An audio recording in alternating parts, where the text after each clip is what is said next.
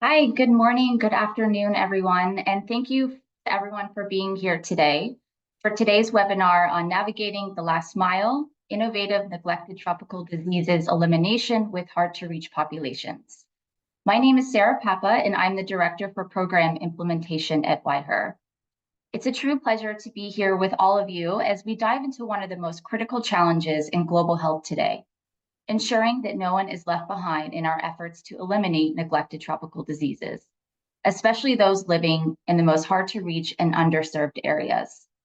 At WIHER, a woman-owned small business, we work closely with communities, partners, and governments to co-create locally led solutions that move beyond traditional approaches. Our focus on gender equity, social inclusion, and community-driven behavior change is really at the heart of our work. And we constantly are seeking to adapt our programs and approaches to ensure they're responsive to evolving needs. By blending behavior change, human-centered design, and real-world and real-time data, we aim to create lasting and impactful solutions. So today's discussion is a perfect example of that mission, as we are going to explore how to adapt neglected tropical disease programs to the realities on the ground in a more inclusive and sustainable way. So when we talk about NTDs, we often hear the significant numbers. Over 1 billion people affected globally, and the massive efforts required to deliver prevention and treatment. We've seen widespread distribution of preventative medications, such as through mass drug administration, and this is reaching millions of people around the world. And yet, even as we celebrate these achievements, we recognize there's still a remaining challenge in really getting to elimination, and that's reaching the last mile. So we all know this term, we've heard it, we use it. It's become a really familiar part of our discussions and how we shape our work, especially in the field of neglected tropical diseases. But I think we also know that it represents a complex and ever-evolving journey. So when we talk about the last mile, the phrase "context is everything" truly applies. So what does the last mile really look like in practice? Who are the hard to reach, and why are they hard to reach? In some cases, we might think the hard to reach are nomadic pastoralists who move with the seasons and their cattle, challenging healthcare systems to really keep pace. In others, the hard to reach might be people with disabilities, or those impacted by climate change, conflict, or migration. These can be individuals who are sometimes unintentionally overlooked, or those who choose not to engage. Increasingly, as we're seeing, the last mile includes those in rapidly growing urban areas where we're seeing overcrowding, inadequate infrastructure, and waves of migration, which is really adding layers of complexity. So in all, this is really forcing us to rethink and redefine what it is we mean by the last mile. So we know the last mile is not static. It's evolving and becoming more complex, meaning we need to expand our thinking and that our approaches need to evolve as well. So throughout today's discussion, you're going to hear terms like last mile, gender equity and social inclusion, or GESI, as well as hard to reach. All of these terms really reflect the multiple layers of complexity in reaching the most underserved populations and ensuring our programs can truly be inclusive. These terms are quite interconnected. In many cases, they're one and the same, but they really can emphasize different aspects of the challenge. However, they all point to the core goal of ensuring that no one is left behind. So reaching diverse, hard to reach populations requires more than a broad or one size fits all solution. Alongside large scale, wide reaching efforts, we also need to think about strategic and targeted approaches that support those most in need by directly responding to the specific challenges they face. This calls for innovation, adaptability, and importantly, inclusivity. So we all know the environment around us is rapidly changing. This can be due to climate change, urbanization, social exclusion. So the last mile we're discussing today is much more nuanced and complex. So these challenges that we're going to get into today are really going to demand agile and tailored responses. And within these complexities, though, lie immense opportunity to rethink how we work, to devise new solutions, and to integrate gender and equity and social inclusion more intentionally and sustainably. So today's discussion is going to focus on how neglected tropical disease programs have successfully addressed these issues. You're going to hear about examples of what was implemented, the challenges encountered, importantly, how programs adapted, and the key lessons we've learned along the way. With this sharing, we're going to think about questions such as, how can we better integrate gender equity and social inclusion into the fabric of our work? What are the key takeaways we can draw from this incredibly challenging work our panelists and many of us here today are already doing? And importantly, as we reach the last mile and the hardest to reach populations, how can we better adapt to local settings and contexts, apply those lessons, continuously refine them, and ultimately replicate and scale them, not only in our work in the field of neglected tropical diseases, but also how can we do this in addressing broader health and development challenges? So we're incredibly fortunate to have an outstanding group of experts here with us today, each bringing deep insights into their work from various country contexts. They're going to share about how they're navigating these challenges in their own settings, from remote pastoralist communities impacted by climate change in South Sudan, to persons with disabilities in Ethiopia. And then we're going to look at the growing urban populations in countries like Haiti, Nigeria, Nepal, and Uganda. So first, we're going to hear from Abuk Peter, the Gender Equity and Social Inclusion focal person from the South Sudan Ministry of Health. With a strong background in medicine and public health, Abuk has dedicated her career to ensuring that marginalized populations have access to essential healthcare.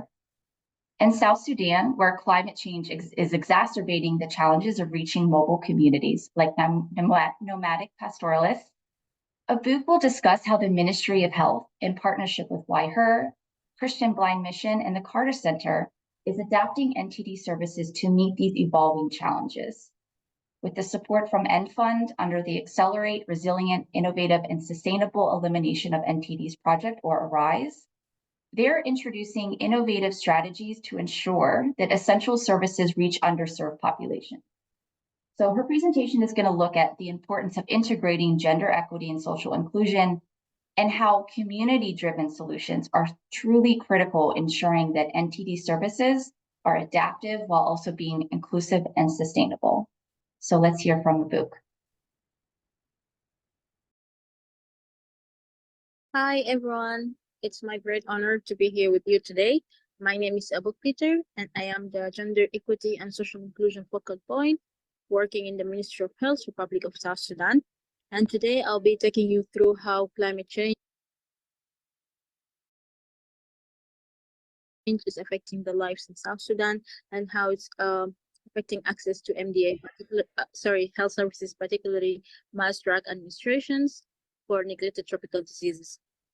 As we can see in this slide, this woman who is just gazing at the Nile, watching sunrise as a reflection of how closely people here live in harmony with their natural surroundings.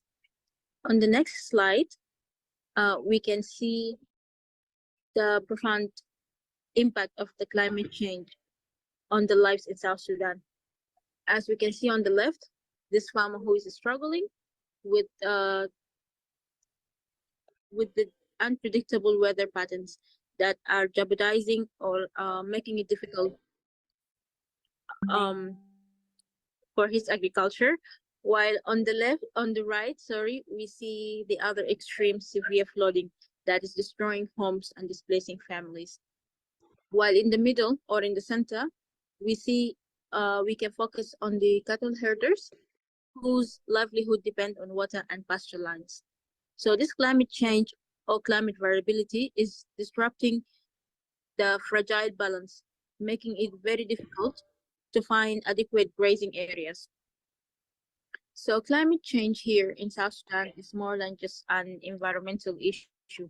It's actually a pressing health crisis as more communities are being displaced, roads being destroyed, and also health facilities. So this makes it very hard for us to deliver the health services that we aim to deliver to those communities. And this is actually a challenging reality that we are facing And it's really essential for us to grasp how profoundly these climate extremes affect every aspect of life, from daily survival to access to healthcare. Next, please.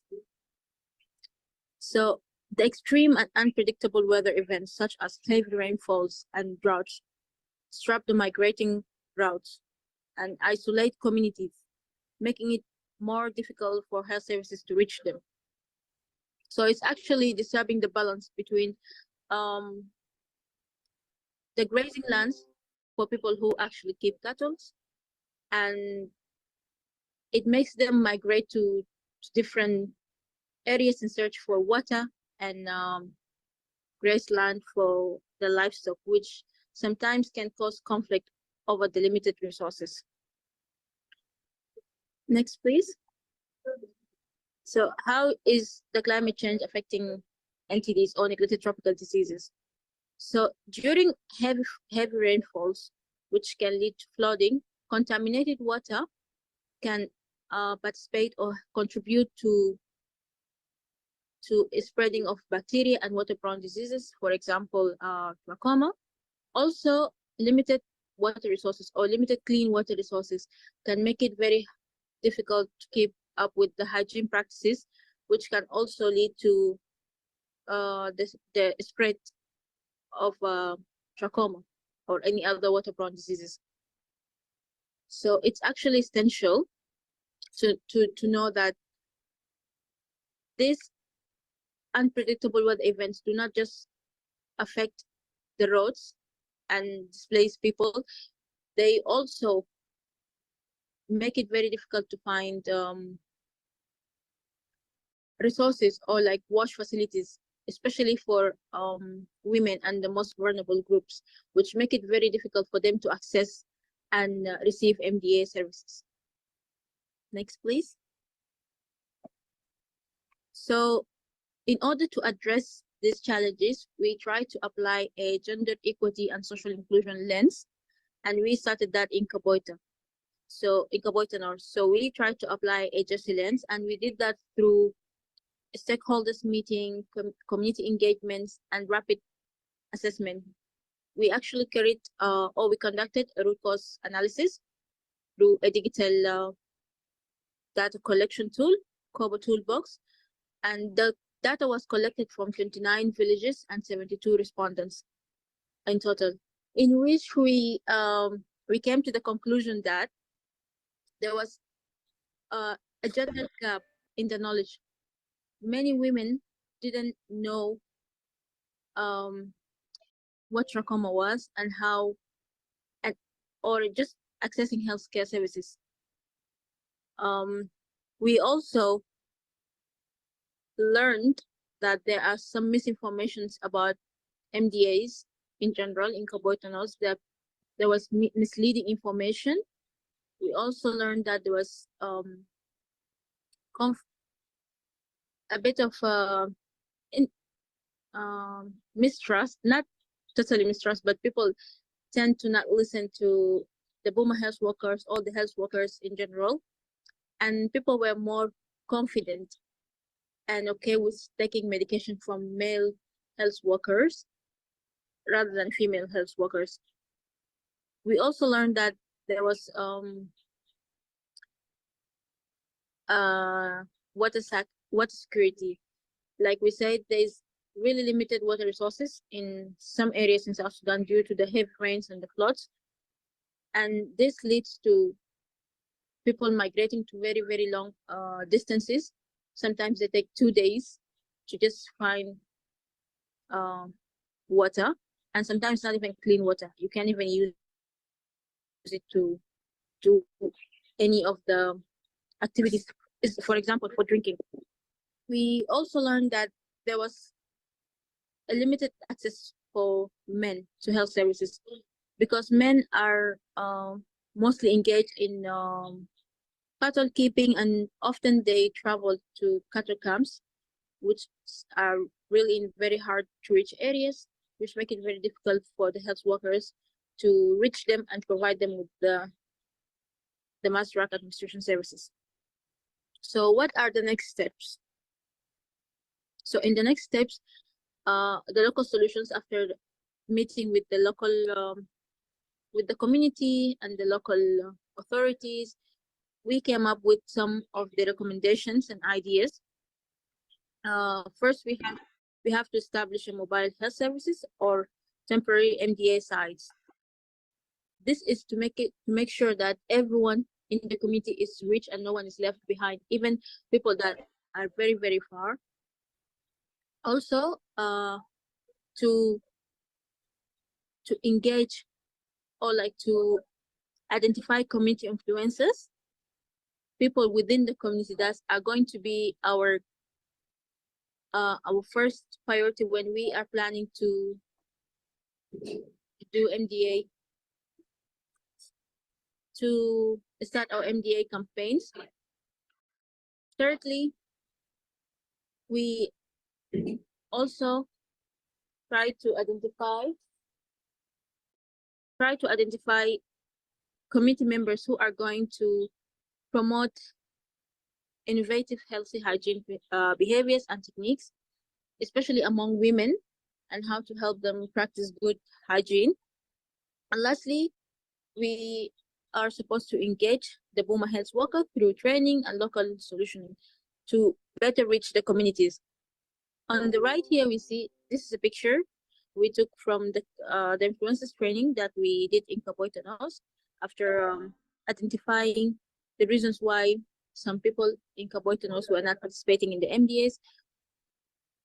Few people were scared of their Boma chiefs and the Payam chiefs. Some were scared of their the Boma health workers. So we identified these people, and then we gathered them. We had a meeting with them. We had a training with them. We trained them about trachoma and how it's really important to participate in MDAs. So now, and we formed a team from the influencers who are going to be the first people we reach out when we are planning to do the MDA campaigns in Kaboitanos. Next, please. So here we have a video for you. This is another disaster. It is taking. Okay, yeah, you can use that one. Oh my God, this is beyond.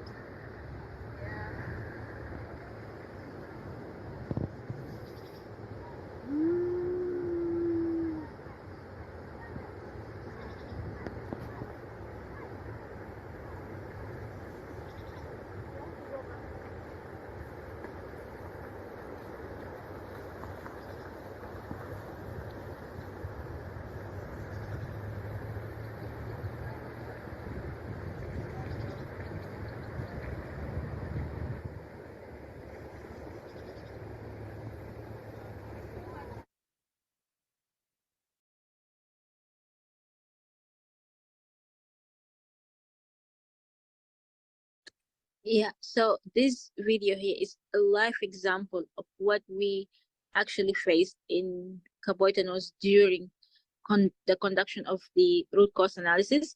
This river is called Sunaita River, as you can see, it was overflowing due to heavy rains.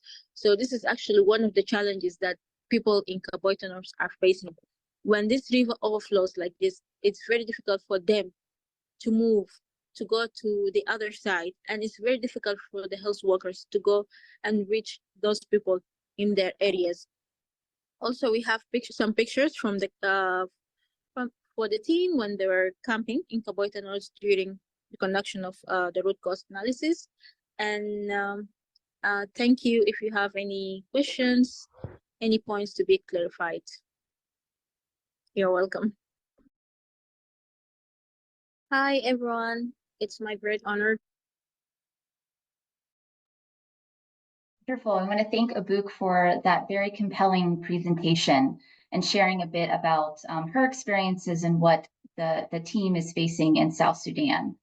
So after hearing about some of the unique challenges of reaching nomadic pastoralist communities in South Sudan, we now want to shift our focus to another critically underserved population, persons with disabilities.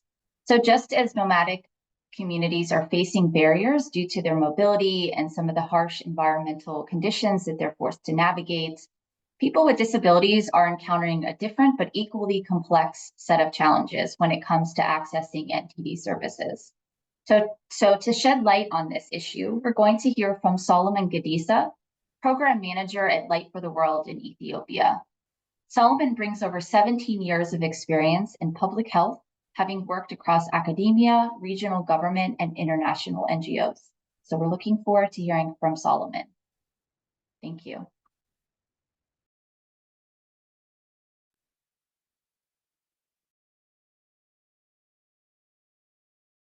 Hello, everyone. I am Solomon from Light for the World. So I will be presenting approach to foster inclusive MDA to reach people with disability, specific to our Act East program in Tigray and the Oromia region.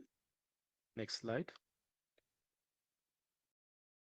So I would like to acknowledge our generous donor, USAID, and Act East Project, RTI, YHER, for their support, for their technical and financial support to implement our project, and also to organize this event to share our experience, what we are doing in the field.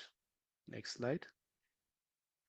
So in my presentation, I will be going through introduction, entry point for disability inclusion, key achievement, challenge, and next steps, and key takeaways. Next slide. So with introduction, I think the definition of disability varies from organization to organization. But here what I put is the UN Convention for Right for Persons with Disability, which says disability is the interaction between person with impairment and the attitudinal and environmental barrier that hinders the full and effective participation in society on equal basis with others. Globally, persons with disabilities account for 60% of our world population, which is 1 in 6 people. People with disabilities have a range of significant barriers in accessing health service, including NTDs, due to different barriers. Could be attitudinal, environmental barriers. So including people with disability in NTD intervention or other health services is very vital for disease elimination or to reduce disease burden, and as well it is part of human rights. Next slide. So as a Light for the World, we are using the following approach as entry point for disability inclusion. One is during joint MDA planning. The other one is capacity building or during trainings. The other one is by adapting MDA reporting tools, social mobilization or community mobilization. And the other key thing is through our Disability Inclusion Academy, where we are providing training for disability inclusion facilitators. These are a group of persons with disability who are empowered and to serve as a model to provide technical support and mobilize persons with disability for MDA or for other health services. This is unique to Light for the World, which we are planning to scaling it up. Next slide. So with MDA planning and MDA tools, we have conducted annual joint MDA planning where more than 272 participants attended from the district health office, including regional health office, organization person with disability from social affairs offices. And as other key thing with MDA planning is we did conduct TOT level gender equality and social inclusion for TOT trainers, which will serve as a resource person for cascading training to district level. This is more trained at regional level. So we are currently cascading that at district level. The other is we prepared training manual, TT surgery, and the MDA manual for health extension workers, including the sign language. We have also adapted the MDA register or village register by incorporating disability identification variables using the Washington Group set of questions, which really assess the functionality level assessment, and we adapted the supervision coverage tool and the coverage evaluation tool for disability inclusion through by adding this Washington group questions. These are the 6 questions which assess the functionality assessment. Next slide. The other one is with MDA distribution. With MDA distribution, we have tried to make our MDA report disability disaggregated, like that of gender disaggregation. With social mobilization or community mobilization, we did TV sign language in every MDA awareness message on TV. There is sign language service. And there is also braille brochures with message, trachoma elimination, onco elimination, ALF elimination. And every of our messages, be it in broadcast media or in person, are disability sensitive. And we are also considering the right of people with disability to be included in every service. We also involved people with disability in the MDA distribution as MDA distributors, as supervisors during the community level MDA distribution. A house-to-house distribution approach is also one key thing which help us to reach people with disability which cannot move from their home. So we are reaching them where they are, because in fixed approach it is difficult to go to the distribution site because of accessibility and other issues. And we also conducted MDA in IDPs, particularly in Tigray, due to the current conflict in the region. There are a lot of IDPs, so we try to reach the people there. Our level data analysis is also one key thing which really help us to identify where the people are missed. Analyzing data at the Kabale level really gives you a chance to know at the lowest level, at the lowest administrative level analysis, which is really helping us to not mask the coverage at the district level. Disability, the construction of disability inclusive WASH infrastructure is also one key area we did implemented. Next slide. As a challenge, one of the key challenges is knowledge and the skills. There is no adequate disability inclusion knowledge in the skill by health workers, so we need to really work on that, which can be addressed through capacity building or training. What we observed in the field is during the pre-MDA census, as I mentioned in our register, we added the 6 Washington group question, but it was really challenging for them to identify and register properly the peoples. Same during MDS to identify the person with disability with their specific forms of disability. Social stigma and discrimination is also one misconception. This starts from the family to health workforce. The family will also not really consider person with disability, their child, or could be other person to get the MDA. And the health workers also overlooked this part of the community. There is also a lack of national guidance and a strategy for disability inclusion. Of course, we do have the national roadmap for disability inclusion, but there is no specific disability inclusion guidance for health service or for NTD in particular.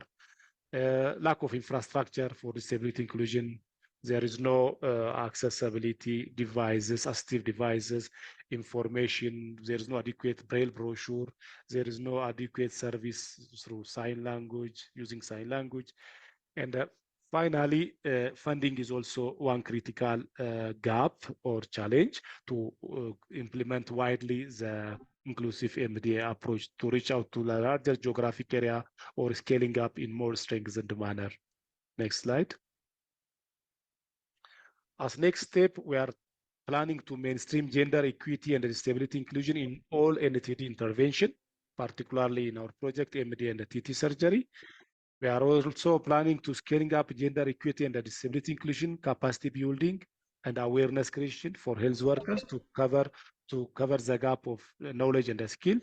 And we are also planning to advocate disability disaggregated data for MDA reporting through the national system, particularly into DHIS2. As I mentioned, currently we are just using the parallel reporting from our side. Next slide. Finally, ensuring NTD inclusive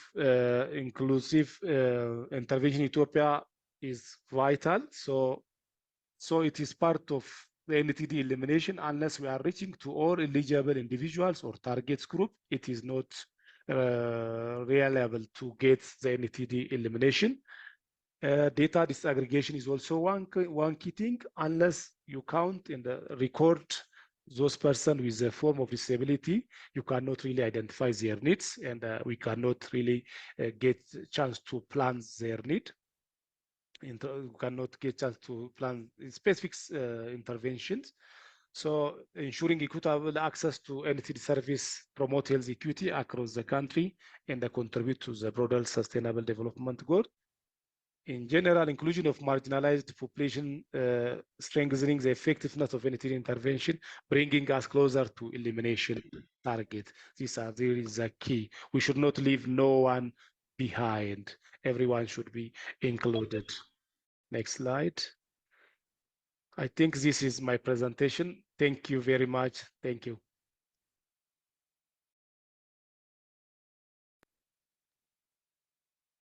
Wonderful. Thank you so much, Solomon, for sharing such an insightful presentation and giving us such a thoughtful background about some of the barriers that people with disabilities in Ethiopia are facing and some of the solutions that are coming out. So after exploring what Solomon covered, as well as some of the barriers that are happening in South Sudan that Abuk spoke of around nomadic pastoralists and looking at the impact of climate change, we now want to turn our attention to another rapidly evolving context, urbanization and migration. So just as Solomon highlighted the need for more tailored approaches to reach people with disabilities, and Abuk spoke of the complexities of really serving and adapting our approaches to reach highly mobile pastoralist communities. Addressing the needs of urban and migrating populations really requires innovative solutions that account for the shifting dynamics of cities and displacement. So to help us understand this, we will hear from Claire Carlson and Marie Modjan, both from YHER. Claire is a program manager for YHER's Jesse work under USAID's Act to End Neglected Tropical Diseases East program, and she brings a wealth of experience across various health sectors, in addition to neglected tropical diseases, including HIV/AIDS and maternal and child health. And Mode, a WASH and public health promotion specialist, has over 15 years of experience and has led efforts in Haiti to integrate gender equity and social inclusion into NTD programming, particularly focusing on increasing access to mass drug administration for lymphatic filariasis through YHER's IDARE methodology. So I'll turn it over to Mode and Claire.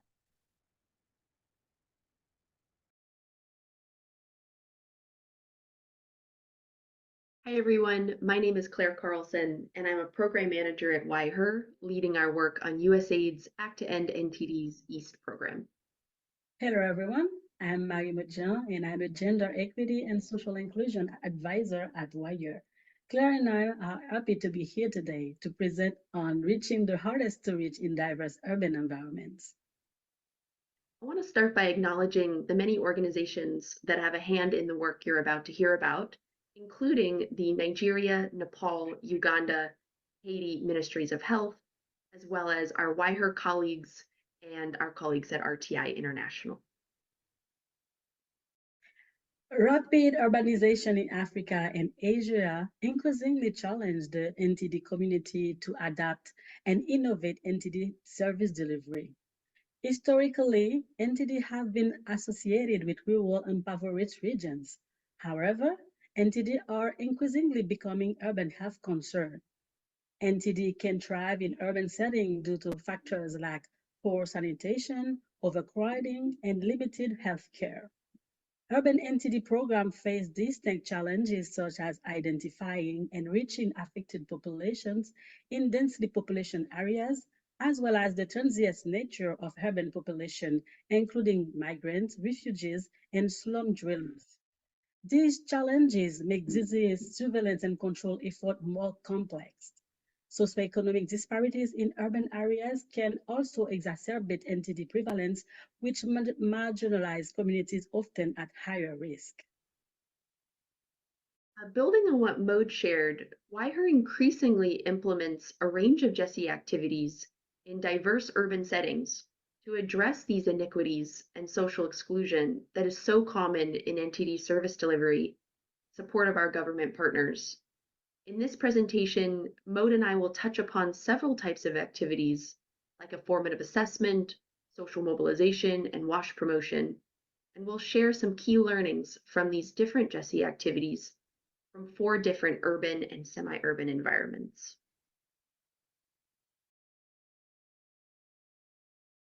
I'll spotlight first a formative assessment WIHER conducted in Calabar Municipality in Cross River State, Nigeria.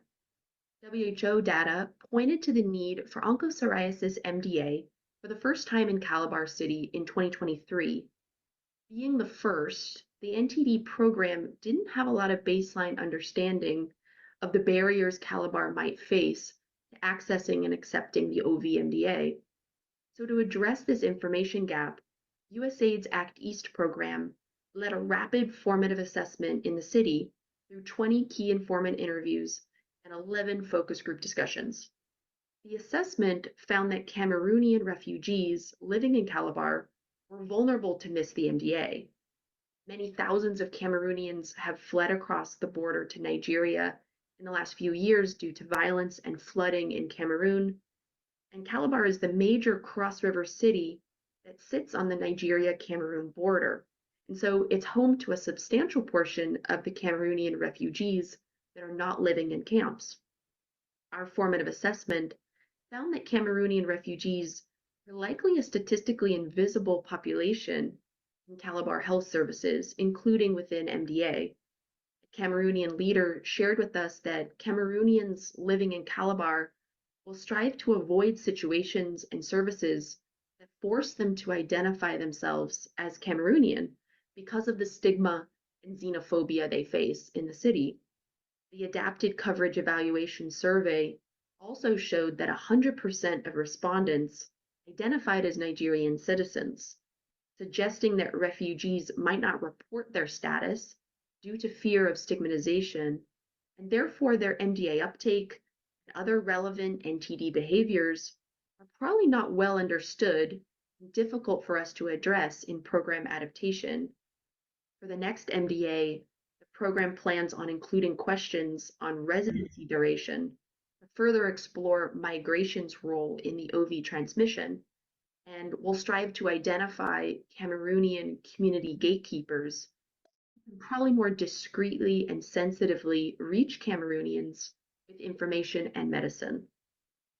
This assessment also found that Muslims are a vulnerable group likely to miss MDA in Calabar. Like the Cameroonian refugees, the Muslim population is also heavily stigmatized in Calabar and live in separate areas of the city from non-Muslims. Muslim communities in Calabar center a lot of their religious and social life around mosques, and so in response, Act East will include in the next MDA's micro-planning activity the identification and use of mosques as distribution posts, and will engage religious leaders well ahead of the next MDA. Next, we'll move to Nepal. For many years, WIHER has investigated and addressed barriers MDA uptake among hard-to-reach populations in Nepal. And this last year, WIHER supported the Nepal Ministry of Health and the larger Act East program with more systematically expanding and documenting some of the tested social mobilization strategies in a variety of urban and semi-urban settings in the country. For example, in the urban municipality of Gaur, Nepal, a variety of data pointed to low knowledge of lymphatic filariasis and MDA among Dalit and Mushar groups and brick factory workers. We found that prior social mobilization activities either failed to reach them or failed to convince them to participate in the MDA. So we strove to meaningfully reach these traditionally marginalized populations by supporting health workers in conducting community showings of LF and MDA education videos with these target audiences. One of the participants in one of the community video showings reported, "Last year I had refused MDA. Female community health worker explained verbally, and I heard it but forgot. Watching the videos helped understand how LF occurs, and I learned why prevention through MDA is important. Thus, I took the drug without hesitation. Through this prior rapid assessment, we also knew that there was low MDA participation among health and business professionals and health institutions in urban Nepal. In response, we leveraged professional associations like the Nepal Public Health Association to raise awareness about MDA among their constituents. We also knew from a variety of data sources that a fear of side effects is a major barrier for women to accept LF-MDA in particular. So in response, we sensitized women groups about the upcoming MDA so they could use their recognition in the community to share key messages in a more trusted manner. Post-MDA assessment found that these and many other urban adapted social mobilization strategies boosted MDA participation among the often missed in MDA. We've been talking a lot about MDA so far, but next I'll talk a little bit about facial cleanliness and environmental improvements, or F&E, in more semi-urban settings, using Uganda as an example. F&E is a key part of the World Health Organization's SAFE strategy to eliminate trachoma as a public health problem. In Uganda, WIHER leads our government and Act East project partners in behavior change activities to identify and address gender equity and social inclusion barriers to healthy WASH behaviors. We actually started our work in the trachoma endemic areas of Uganda by implementing community engagement and social mobilization activities designed to increase MDA uptake, particularly among the often missed populations. For example, in Moroto district, our community leader capacitation contributed to MDA coverage improvements by an average of 42% in low MDA uptake villages over the course of just a year. With the success of our model over the last few years and the support from the Ministry of Health and local stakeholders, we began in 2022 implementing this same community leader-based approach that we used for MDA uptake for F&E as well as some other non-NTD sectors. So today I'll just focus very briefly on this slide on F&E and that F&E component of our work in the semi-urban areas of Uganda. So in kind of northeastern Uganda, we have supported about 280 community influencers in advocating for stronger local policy on construction of pit latrines for public places like restaurants, bars, and rental units, particularly in the semi-urban areas. We've done so by equipping the community influencers with information about the WHO SAFE strategy on the local populations that are most vulnerable to trachoma infection. Using a variety of tools, we then have supported the community leaders in action planning with their local government and health workers to strengthen semi-urban public health promotion facilities like latrines, a variety of different water sources, as well as roads. In Amudat district, in response to this community-led advocacy, the district health and water offices and town clerk actually committed to developing a bylaw to mandate the construction of latrines for restaurants and other public spaces and businesses. To then support this construction and maintenance of the pit latrines, the project capacitated community influencers to lead learning exchange visits to areas of the town with poor WASH infrastructure and behavior. Community leaders then reinforced for community members the standard latrine construction practices, such as building them at 1 meter diameter and 4 meter depth, so they're suitable for an average family in the area. Community leaders also taught community members about the tippy tap method for hand washing facilities, and also facilitated the community funding of construction of other WASH infrastructure, such as bath shelters, rubbish pits, and drying lines and such. I want to highlight that a key to the community influencers' success in building community buy-in and really building receptiveness for these new activities and new behaviors was ensuring that youth leaders co-led the activities. In semi-urban Uganda, youth are influential members of the community are critical for increasing the acceptance of new behaviors like FNE. And finally, we will end with an example of scaling and institutionalizing best practices from urban Haiti for reaching the never treated with lymphatic filariasis MDA.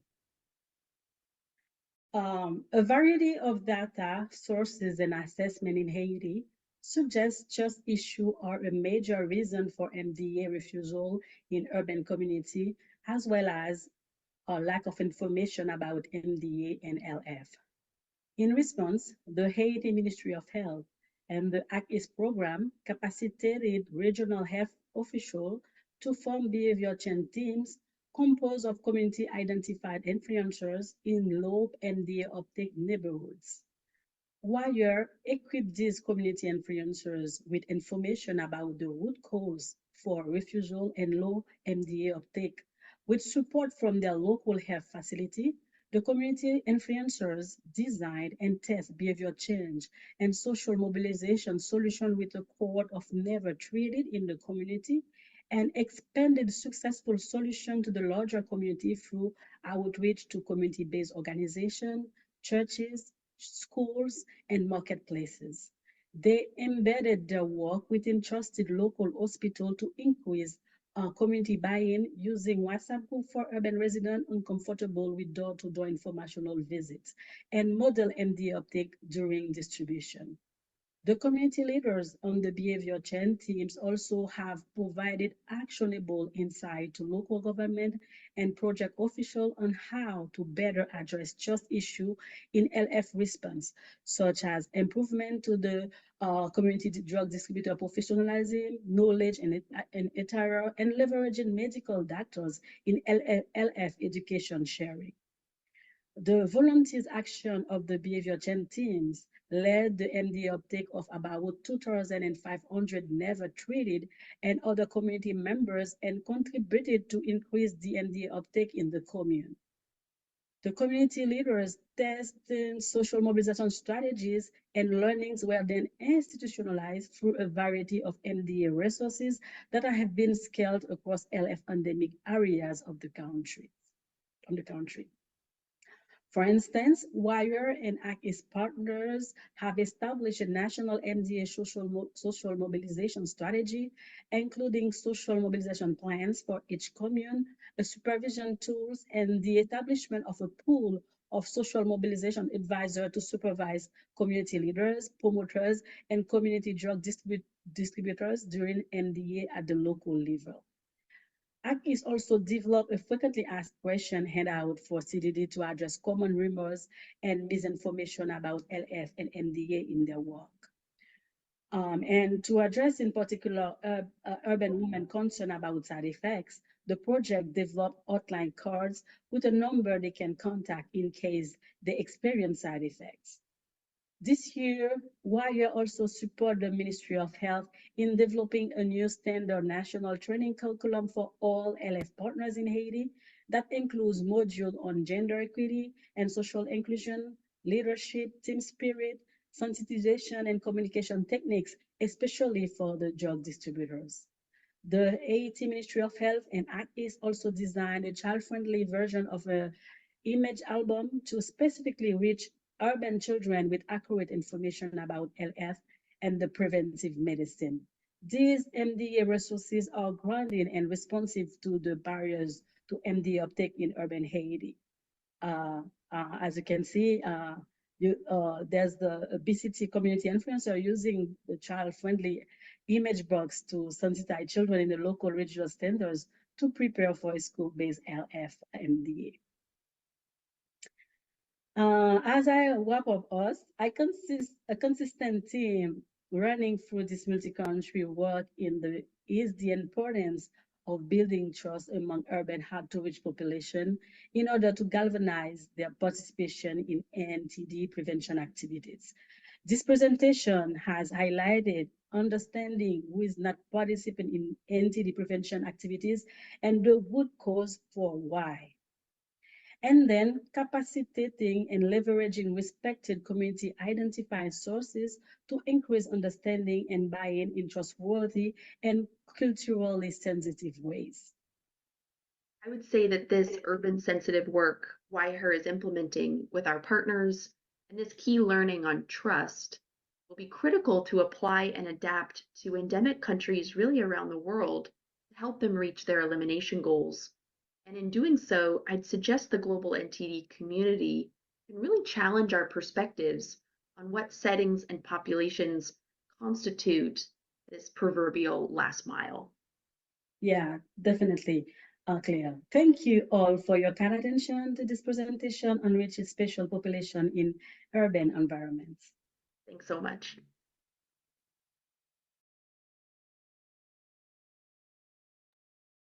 Wonderful. Thank you so much, Claire and Maude, for sharing all of those wonderful insights across various urban settings. So now we want to turn it back again to our panelists and engage in some time for discussion.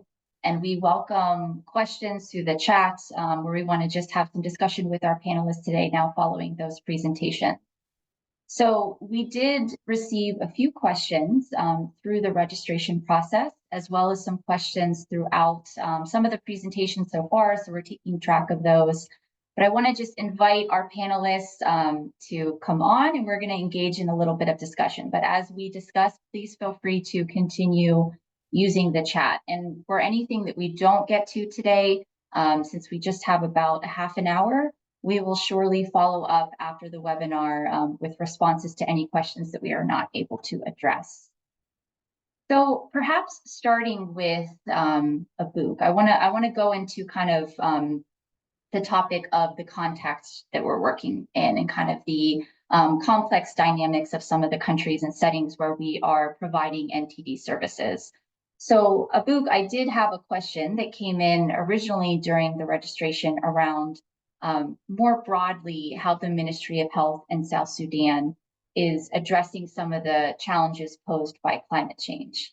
But I want to expand on that because during your presentation, we also received a question in the chat about how is war impacting the work in South Sudan? So looking at kind of the broader dynamics of war and conflict. So Abouk, would you mind addressing that question and kind of from the broader perspective of the context you're working in? You want to address kind of the climate change, but also this impact of war and conflict on NTD service delivery. Okay, thank you, Sarah. I think I'll start by answering the second question first, how war is affecting work in South Sudan. While South Sudan is currently not experiencing a major war, but there are some certain areas that face insecurity due to communal conflicts and cattle raiding, which have led to displacement of the communities, making it really difficult to maintain stability in those affected areas.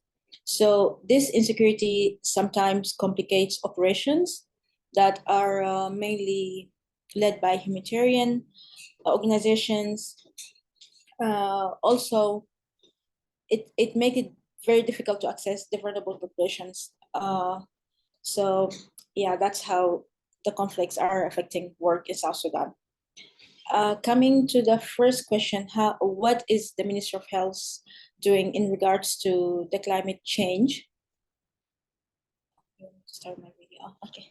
Hi. Currently, the Ministry of Health is working in collaboration with the Ministry of Water Resources and Irrigation, Relief and Rehabilitation Commission, and then with funding and support from UNDP, they came up with a first national adaptation plan after doing a flood assessment in the areas that are affected by floods, especially Upper Nile and Jonglei states. And it's supposed to be from the adaptation plan is supposed to be from 2021 to 2025. So it's currently under, let's say, construction to see the flood affected areas and how they're going to build a community that's adapted to the floods. Yeah, I hope I have answered you. Yes, thank you, Abuk. Maybe You're one welcome. more follow-up for you, just getting to some specifics of your presentation. We did also receive a question in the chat about the community influencers in Capoeira North and who they were exactly. So maybe if you could share a little bit more about that as well. Okay, so community influencers are people who hold a significant importance within the communities they're in, and they share a sole role in this community-based decisions. So they're like the Buma chiefs or the Payam chiefs, yeah, and the Paramount chiefs. They have a significant role in influencing how people decide what are supposed to be done in the community and things like that. Great, wonderful. Thank you, Abuk. Thank So you. I want to now turn over to Claire and Maude to go into a little bit about our strategy and approach. So a question that we had received during the registration was, what has been the biggest challenges in integrating GESI, or gender equity and social inclusion, into NTD programs, particularly hard to reach populations? So with this kind of thinking about this challenge, can you talk a little bit more about some innovative strategies or practical examples that you have done in your work, as well as Maude, to address this? And also, if you want to talk about the community influencers as well, since I know that is a similar model to what Abuk spoke of. Yeah, I can start. Thanks so much for the question. First, saying that there are a couple challenges that come to mind that are common when trying to integrate gender equity and social inclusion into NTD programs, particularly to reach hard to reach populations. The first being that in a very kind of budget constrained environment, not projects often don't have just endless funds to invest. And so you have to make tough choices. And sometimes projects will choose just to do MDA, but won't invest in the MDA strengthening, or to carve out space for FNE activities, facial cleanliness and environmental improvement, as part of the SAFE strategy for trachoma. To just do those activities is sometimes a huge win. And to do those in a way that will then reach some of the hardest to reach, that's an even bigger step sometimes to convince projects of, or to convince donors of. And so I would say that just advocating within the context of our overall goal, the goal to reach NTD elimination, to reach national targets, to reach on time these national targets, that this is really how you invest in reaching that goal cost effectively and as quickly as possible. Is these hard to reach populations are sometimes your source of recrudescence or the resurgence of the disease, rounds and rounds of MDA that never really achieve their target because we're not reaching that quality and we're not reaching the coverage that is needed to actually graduate from not needing MDA anymore. That these investments in the hardest to reach, investments in gender equity and social inclusion, is your way of actually achieving these national targets. And so I found success in framing these conversations and advocating for GESI and investments in GESI by really making sure we're not losing sight of our overall goal here. And I'd say that helping in that conversation is to have the data points to the hardest to reach being populations that are being missed by NTD services. It's tricky though. There isn't always sex or age disaggregated data. And even that isn't going to necessarily point to differences among ethnic groups, differences among migrants. These populations, you're not necessarily going to have the data that points to in more national registers and in regular reporting. You're not going to have that data maybe readily available. And so that comes down to investing in formative assessment. We've been fortunate to be able to do many formative assessments in context like Calabar, Nigeria, where it was the first OV MDA. That was a really important first step as the program began MDA. But that's not always possible either, to do rapid assessment. And so to weave into programming to reach the hardest to reach data collection has been really successful for YHERD. There has been opportunities in our application of the IDARE methodology under the Act East program to do rapid root cause analysis, which Abuk mentioned as well. This is a way of doing very, very rapid assessment. So you're reaching the hardest to reach with services, but you're also better understanding these populations. So as new barriers emerge, as our understanding of these populations are strengthened, adaptations can be immediately implemented. And in this kind of IDARE cycle, quality improvement in our activities can happen kind of simultaneously. So there's been ways for us to find spaces for learning and primary data collection in very quick, kind of cost-effective ways in doing this work with the hardest to reach. Wonderful. Thank you, Claire. And I think to build on that, I would love to pose kind of my follow-on question, and I think this also gets to some of the questions coming in the chat to Mode about this IDARE model, and specifically the influencer portion of that, or the influencer aspect, which is something that's kind of key to the work.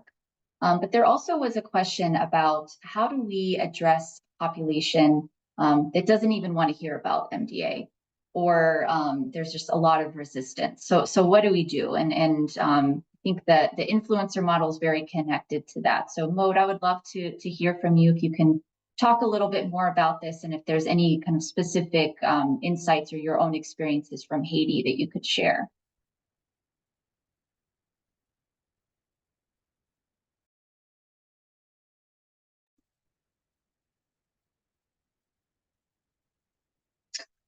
Yes, thank you very much. Regarding the community influencers, when implementing IDARE, it's one of the key, I can say, a point for success. What is the reason for that? Is that it's because the IDARE methodology it's a real fit for urban environment, and we know that urban environment it's not quite homogeneously spaced. It's a kind of a mosaic of people, of subgroups, and then if we want to be successful, we will need to understand the different type of subgroups and what is their barriers and all that.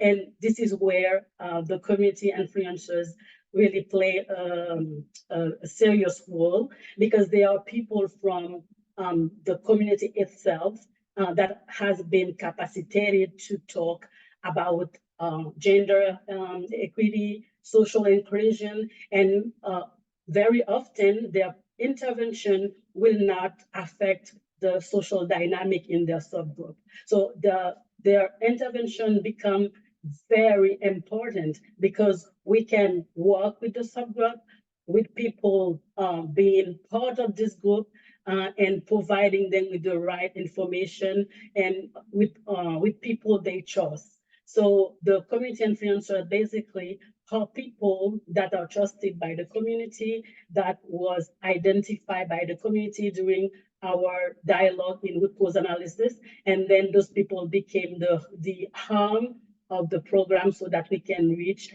and build trust within the different subgroup in the urban setting. I don't know if that answers the question. Yeah, thank you so much, Mode. So now I want to turn over to Solomon. We received quite a few questions in the chat during your very wonderful presentation. So maybe just to start off with your approach, and if you want to elaborate a little bit more from your presentation on how you are reaching, kind of addressing the needs of people with disabilities. So there was one question in particular around your approach, and if it's rights-based or needs-based. So could you expand a little bit more on that?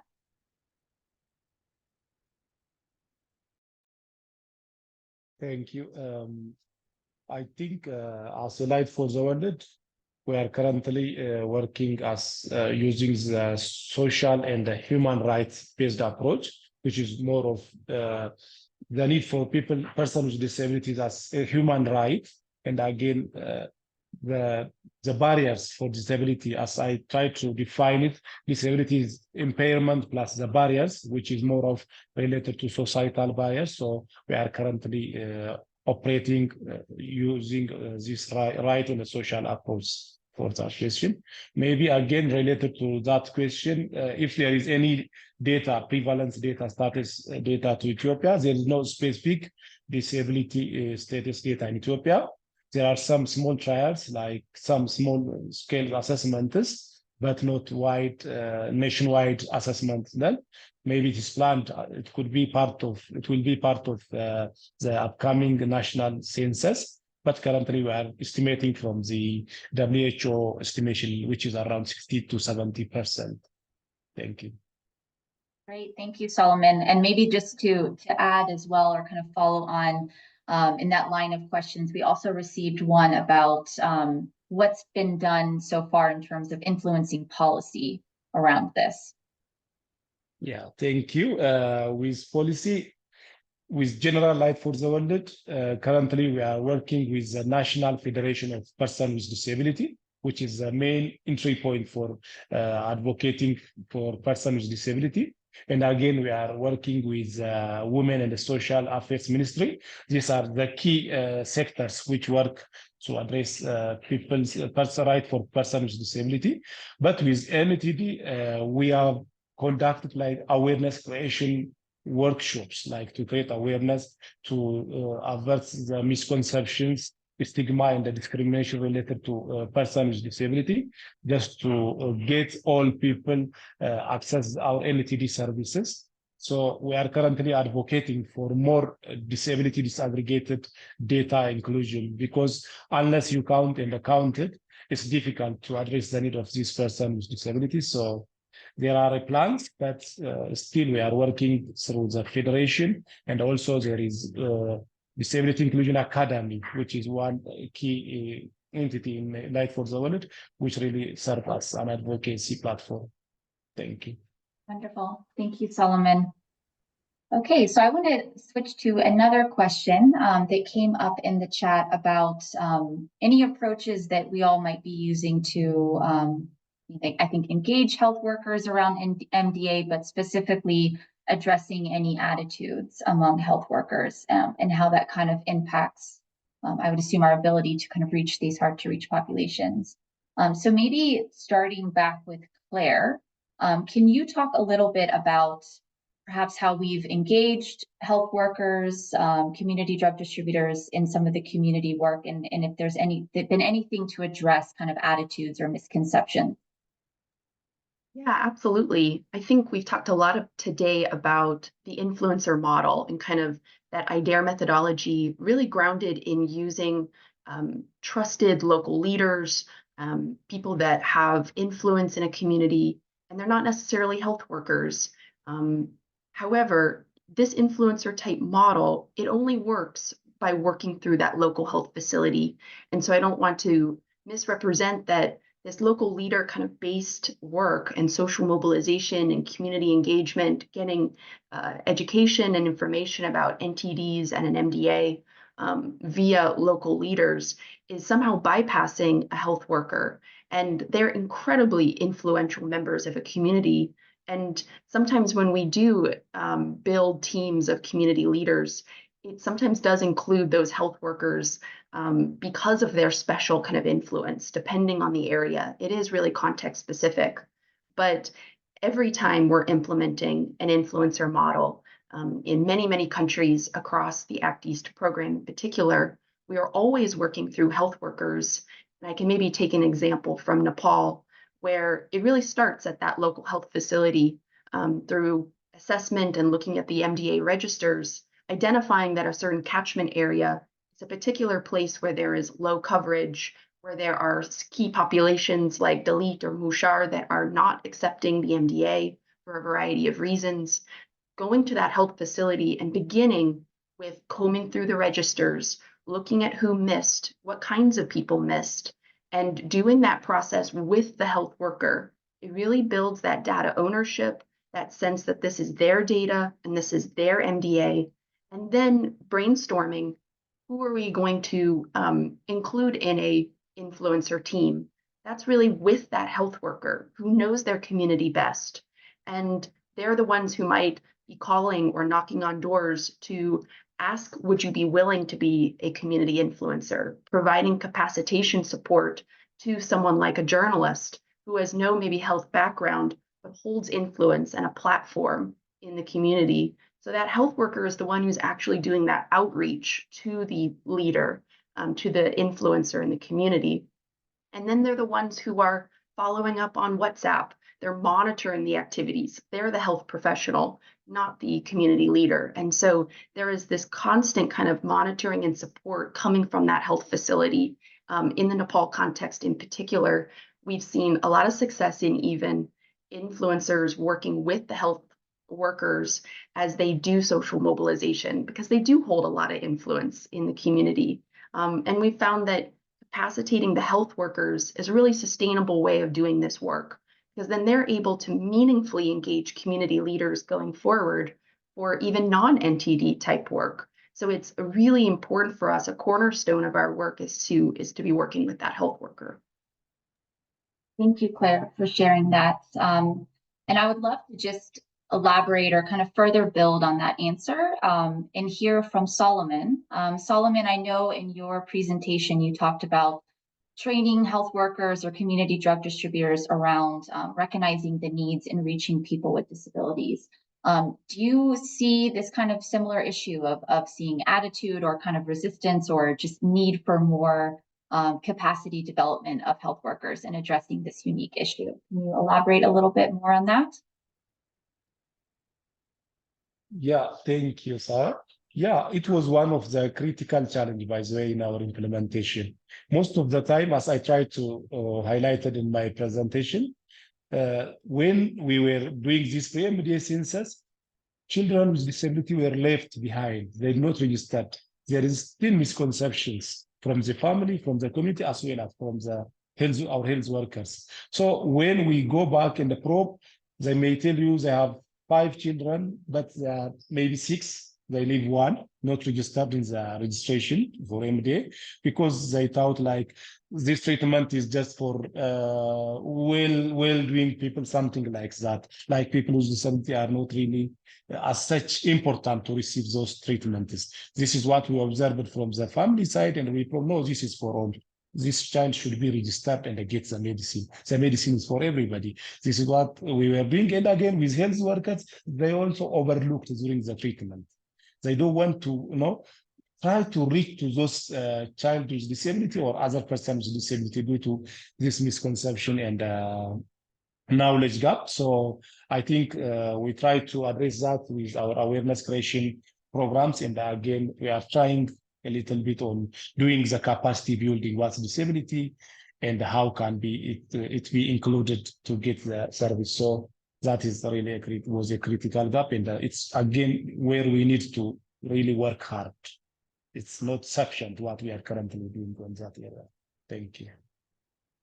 Great. Thank you so much, Solomon. Okay, so I know we did have a question in the chat as well about the WHO guidelines around never treated populations. However, it looks like, I think it was addressed, so I just want to acknowledge that. However, if there's any more information, we'll make sure to add that after the webinar. But I want to end with just one final question for Mode. And kind of in your work, specifically in Haiti and reaching hard to reach populations, what would you say is kind of the most common pitfall or missed opportunity that NTD programs encounter when trying to reach vulnerable populations, just in your experiences? Thank you, Sara.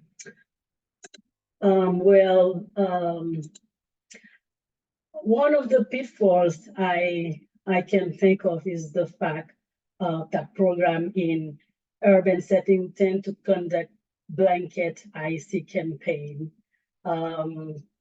assuming reasonably that the population in the urban areas have access to IT technologies, media, and all that, and consequently will accept and have access to services. So what I can say in terms of lesson is always to remember that the population in urban, actually I can tell for Haiti where I have more information, are really diverse. So we will have a panoply of people, of subgroups that need special attention. So that means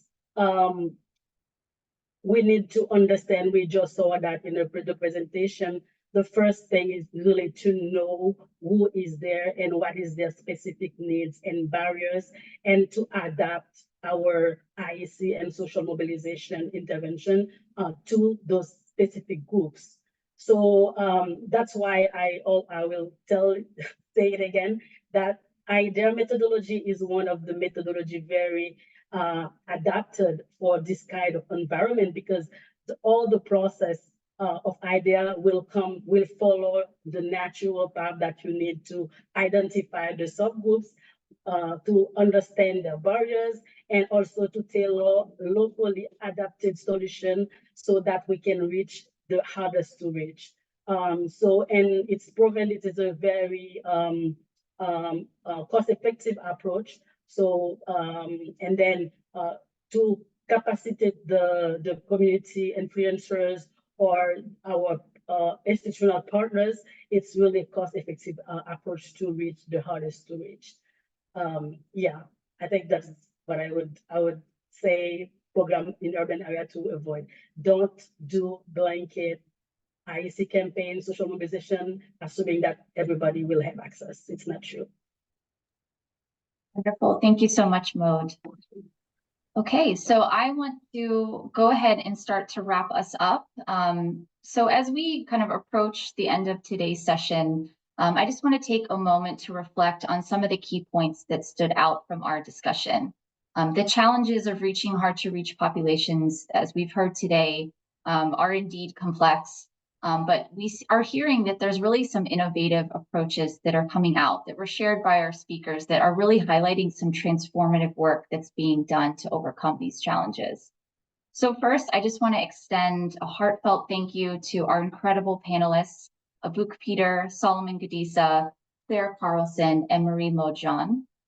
They really shared some thoughtful insights and expertise, and I just really want to thank them for the really rich perspectives they brought in demonstrating how they're addressing some of these really complex challenges, whether it's climate change, urbanization, or really ensuring the inclusion of marginalized groups, and how thinking about those things and addressing them is so critical to achieving success in NTD elimination. So before we close, I just want to talk about or kind of pull out 3 personal takeaways that I kind of had from today and that really resonated from me.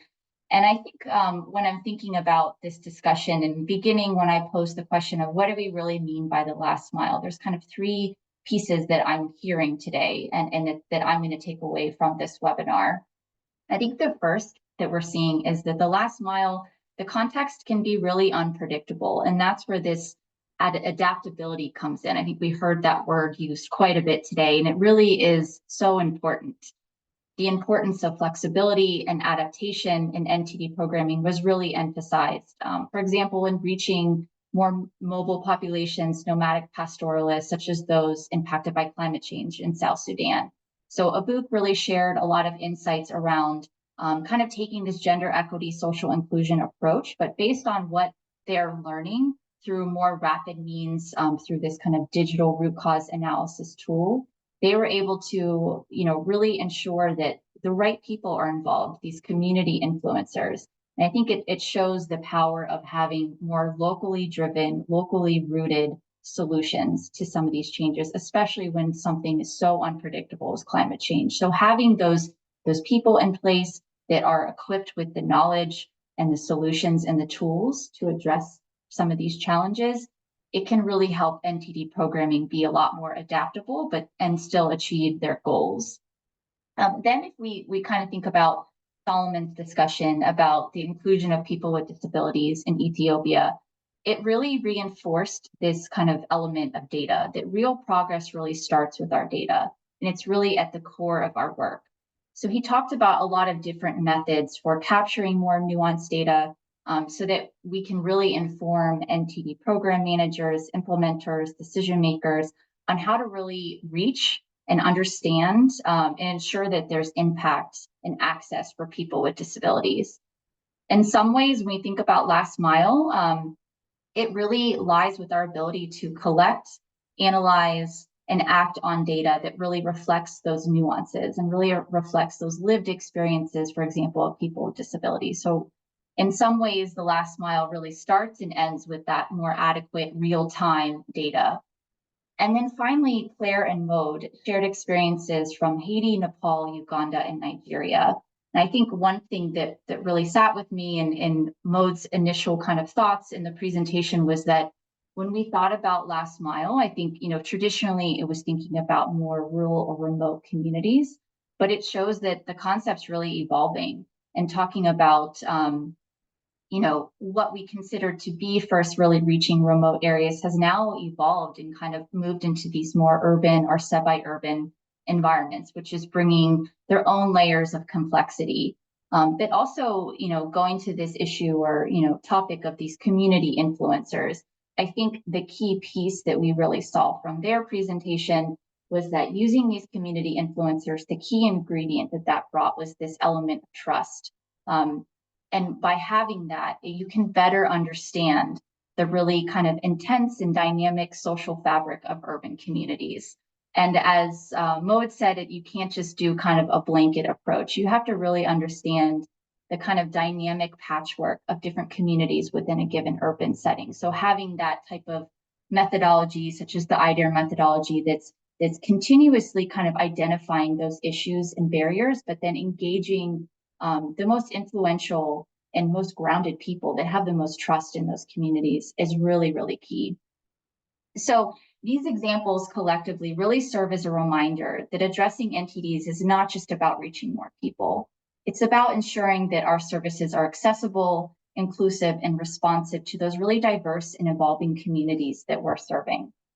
So as I close, I just want to encourage all of us to reflect on some of these insights shared today, particularly around this rethinking of what we mean by the last mile and how we can really respond to the shifting dynamics of hard-to-reach populations. So whether that's through community engagement and adaptation, GESI integrated approaches, or just through better and more equitable data, it's a wonderful start to the conversation, and there's so much more for us to explore. So I just want to thank you all once again for being here. Thank you to our wonderful panelists. Thank you for everyone's active participation and thoughtful questions. Again, we will follow up with a recording of today's webinar. And if there are any follow-up questions, we strongly urge you to please reach out. Just thank you everyone for being here today. Dr. Rube, did you want to say something? Thank you, everyone. Thank you, the panelists, presenters, participants. And we want to thank the donors for sponsoring activities that are helping us reach the last mile. So thank you so much for allocating funds. And we hope that more funds will be allocated to address neglected tropical diseases. It's very important, and we appreciate it so much. Thank you. Thank you, Drew. Thank you, everyone. Bye.